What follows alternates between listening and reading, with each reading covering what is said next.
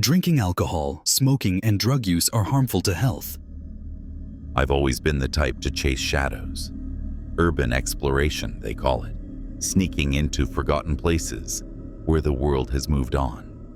But the echoes linger. It's not about the thrill of breaking rules. It's about peeling back the skin of civilization to see what festers underneath. Abandoned hospitals, derelict factories, crumbling asylums. I've trespassed them all. But nothing prepared me for that night in September 2025, when the blackout hit Chicago like a hammer from the gods. The city plunged into darkness, a million lights winking out in unison, leaving only the stars and the faint glow of emergency generators in the distance. Only, there was one light that didn't die, and beneath it, something waited.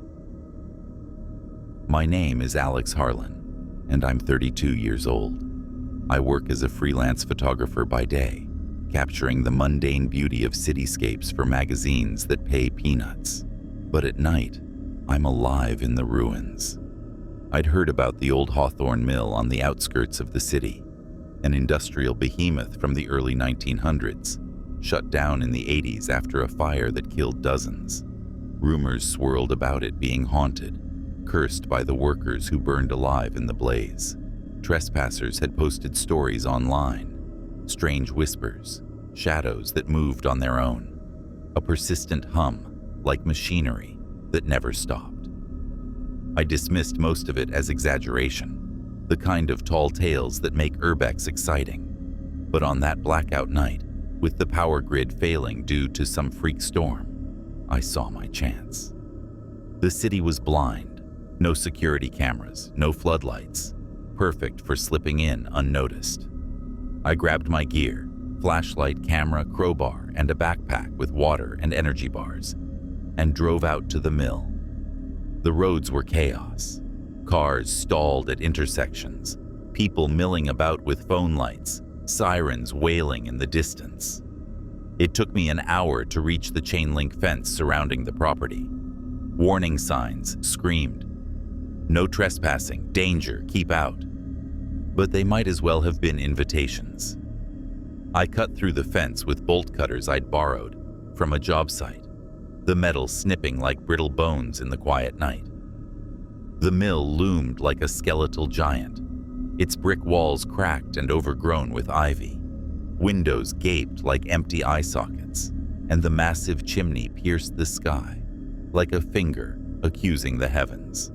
I slipped through the fence and approached the main entrance, a rusted door hanging off its hinges. The air smelled of rust and decay, with an undercurrent of something acrid, like old smoke. My flashlight beam cut through the blackness, illuminating graffiti tags and piles of debris. I stepped inside, my boots crunching on broken glass. That's when I saw it. Deep in the heart of the factory floor, amid the hulking remains of machinery, a single light bulb glowed. It hung from a frayed cord above what looked like an old assembly line, casting a weak yellowish pool of light in the otherwise pitch-black expanse. The blackout had killed everything else. Streetlights, homes, even the distant hum of the city was gone. But this bulb burned steady, defiant. How? No generator rumble, no backup power I could detect. Curiosity pulled me forward, like a moth to flame. As I approached, the temperature dropped, not gradually but sharp, like stepping into a freezer. My breath fogged in the beam of my flashlight. The factory floor was vast, easily the size of a football field, cluttered with conveyor belts, rusted presses, and scattered tools frozen in time. The light bulb swayed slightly, though there was no breeze. Beneath it, the floor was cleaner than the rest. No dust, no debris. Just a smooth concrete slab, marked with faint chalk lines that looked like symbols, runes. I couldn't make them out clearly. I snapped a few photos, the camera's flash momentarily blinding in the gloom. That's when I heard the first sound, a soft scrape, like nails on concrete, coming from below. Below? The floor was solid. I knelt down, pressing my ear to the cold surface. Nothing at first, then a faint vibration, like something shifting in the earth. My mind raced, maybe an animal, a rat, or a stray dog that had burrowed in. But the scrape came again, deliberate, closer. Shaking it off as nerves, I explored further. The mill had multiple levels, basements for storage, upper floors for offices. I found a stairwell leading down, the steps slick with mold. The air grew thicker, heavier, laced with that smoky scent intensifying into something charred, like burned flesh. My flashlight revealed walls scarred by fire, black soot streaking up to the ceiling. This must have been ground zero for the blaze that shut the place down. Historical records I'd researched before coming here told the story. On a night much like this in 1983, a faulty electrical panel sparked a fire. Workers on the night shift, mostly immigrants with no union protection, were trapped when the exits jammed. 47 died, their bodies charred beyond recognition. The owners covered it up, blamed sabotage, and the mill closed quietly. Urban legends claimed the dead never left, that their screams echoed on anniversaries. But I'm a skeptic. I chase facts, not ghosts. In the basement, the darkness was absolute, my flashlight the only lifeline. Pipes dripped rhythmically, and the scrape echoed again, louder. I followed it to a sealed door at the end of a corridor, marked Boiler Room, authorized personnel only. The lock was rusted shut, but my crowbar made short work of it. The door creaked open, releasing a wave of heat that contradicted the chill above. Inside, the boiler loomed like a rusted beast, its gauges long dead. But there, in the corner, another anomaly. A small hatch in the floor, partially ajar. It looked like an access panel for maintenance tunnels. The scrape came from there, unmistakable now, slow, rhythmic, like something dragging itself along. My heart pounded. This was trespassing at its core, delving into places not meant for the living. I should have turned back, but the photographer in me, the explorer, pushed on. I pried the hatch open fully. A ladder descended into blackness, the rungs cold and slimy. The smell hit me like a punch. Rot, decay, mingled with that ever-present char. I climbed down, counting 20 rungs before my feet hit dirt. Not concrete, earth. An underground tunnel, perhaps part of the old sewer system, or a forgotten escape route. The tunnel was narrow, forcing me to stoop. My flashlight beam revealed walls of packed dirt, reinforced with wooden beams, some splintered and rotting. Water trickled from cracks, pooling in muddy puddles. The scrape was ahead, around a bend. I moved slowly, camera ready. Turning the corner, the beam caught something, a shape huddled against the wall. Humanoid, but wrong. Skin pale and stretched, limbs too long, fingers ending in claws that scraped the dirt as it moved. It was naked, hairless, its back to me, hunched over something. My breath caught. This couldn't be real. A squatter? A mutant from urban myths? But the way it moved, unnatural, joints popping with each shift. I froze, but my flashlight betrayed me. The beam jittered, and the thing turned. Its face, God, its face. Burned, melted, eyes like glowing coals in sockets of scar tissue. Mouth a lipless gash, teeth blackened stumps. It let out a wheeze, not a scream, but a sound like air escaping a punctured lung. I bolted, heart slamming against my ribs. Up the ladder, slamming the hatch, through the boiler room, up the stairs. The scrape followed, faster now. echoing in the tunnels below. Back on the factory floor, I ran toward the exit, but glanced back. The light bulb still glowed, brighter now, pulsing like a heartbeat, and beneath it, the floor rippled. No, shadows moved, shapes emerging from cracks I hadn't noticed before. I burst out into the night, the blackout still holding the city in its grip. I didn't stop until I reached my car, hands shaking as I fumbled the keys. Driving away, I convinced myself it was a hallucination. Bad air, mold spores, fear playing tricks. But the photos on my camera told a different story. Blurry, but there. The thing in the tunnel. Its face turned, eyes reflecting the light like mirrors. That was just the beginning. The blackout lifted by morning, power restored, but the mill stayed in my mind. I developed the photos in my darkroom, and there it was, clearer than I remembered. The creature wasn't alone. In the background, more shapes, twisted forms crawling from the earth. I researched deeper, digging into old archives online. The fire wasn't an accident. Reports buried in microfiche. The owners had been experimenting.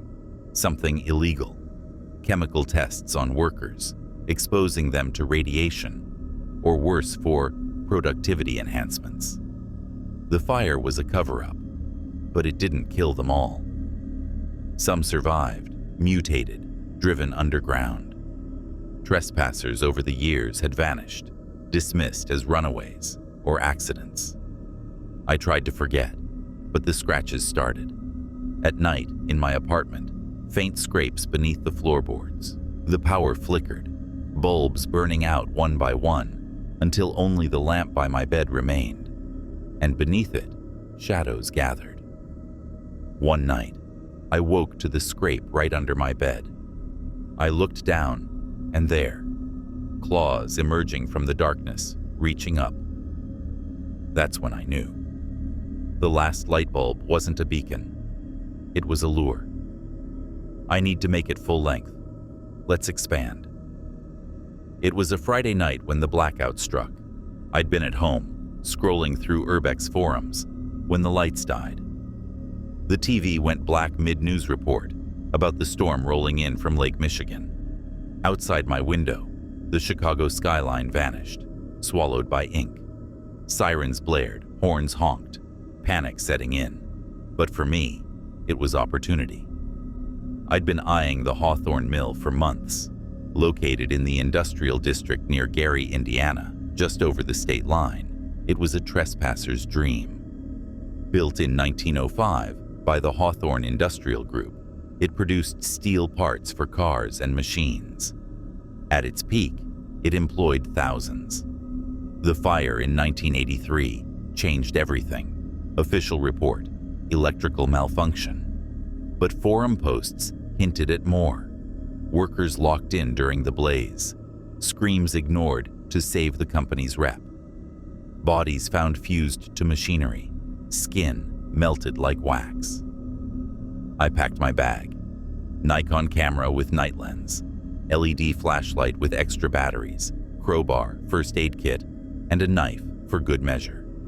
No gun. I wasn't that paranoid. Drove my beat-up Jeep through the chaos, avoiding stalled traffic by taking back roads.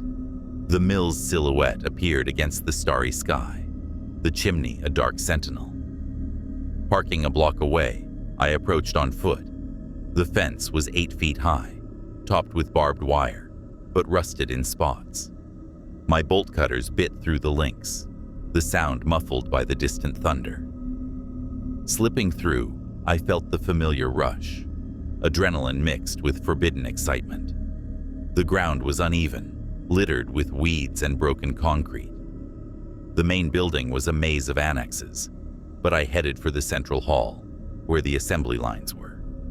The door groaned as I pushed it open. Inside, the air was still, heavy with dust.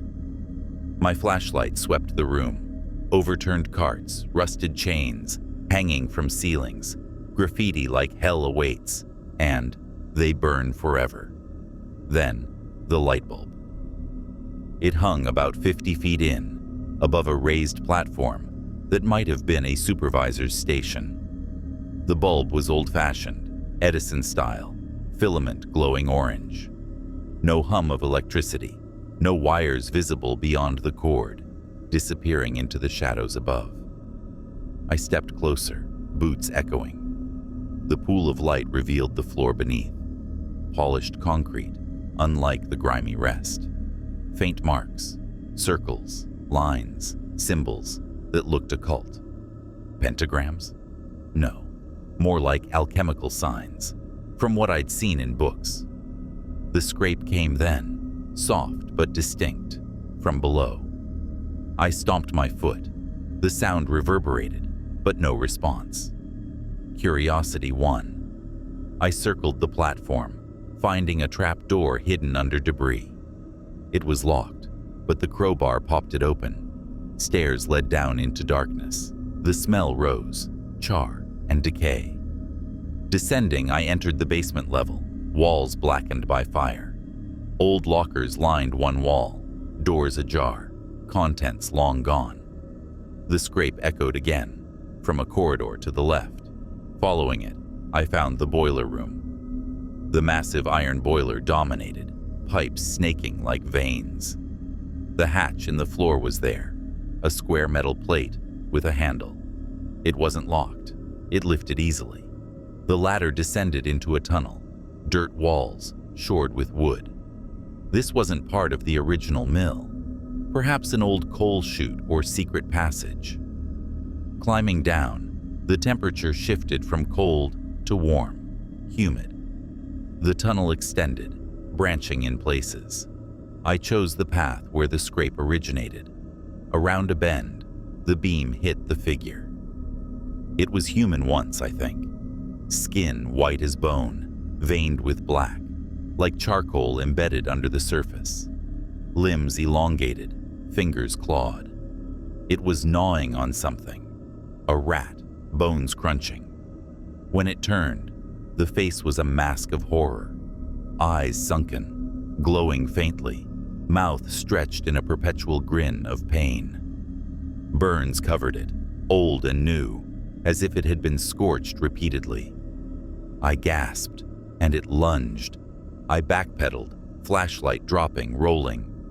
Darkness swallowed me, but I scrambled, finding the ladder by memory, up slamming the hatch, barring it with the crowbar. The thing pounded from below, scratches like nails on metal. Back in the main hall, the light bulb pulsed, brighter. Shadows danced beneath it, forms rising from cracks in the concrete.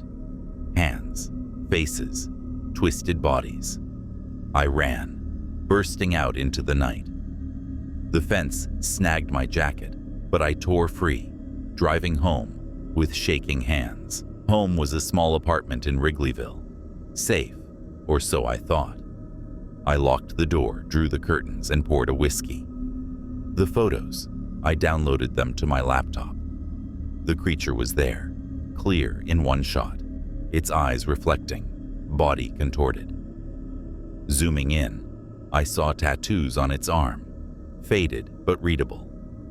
Hawthorne Mill employee number 247. Research mode kicked in. I searched online. Power was back in my area by then. The fire wasn't just an accident. Leaked documents from a whistleblower in 1990 claimed the company was testing experimental chemicals, radiation-enhanced stimulants to boost worker output. Inspired by Cold War experiments, they dosed the night shift without consent. Side effects: mutations, aggression, but increased strength. The fire was set to destroy evidence when things went wrong. Survivors? Officially none, but rumors of burned men living in the tunnels, feeding on strays and trespassers. Over the next days, I obsessed, slept little, heard scrapes in my dreams. Then, they became real. First night, under the floor. I live on the third floor. Impossible. But the sound was there. Faint scratching. I ignored it, blamed the old building. Second night, the power flickered. Bulbs popped in the kitchen, bathroom, dark. Only the bedroom lamp stayed on. I sat under it, reading about similar cases. Chernobyl squatters, mutated from radiation. Aokigahara forest dwellers in Japan, driven mad. But this was Chicago, not a wasteland. Third night, the scrape was louder, beneath the bed. I looked under. No, nothing. But the shadows seemed deeper, moving. I called a friend, Jake, another Urbex guy. "You saw what?" He laughed. "Alex, you breathed in asbestos or something. Stay out of there." But I couldn't. I went back to the mill, daytime this time. The fence was repaired. Someone had noticed my cut. I climbed over, heart racing. The main hall was the same, but the light bulb was off, cord dangling. The trap door was open. I descended, flashlight ready, knife in hand. The basement was quiet. Boiler room hatch closed. I opened it, climbed down. The tunnel was empty, but tracks in the dirt, clawed feet. Deeper in, I found a chamber, walls lined with bones, human and animal. In the center, a nest of rags and metal scraps, and writings on the wall scratched in. "The light calls us. We lurk beneath. Join the burn." A noise behind me. I turned.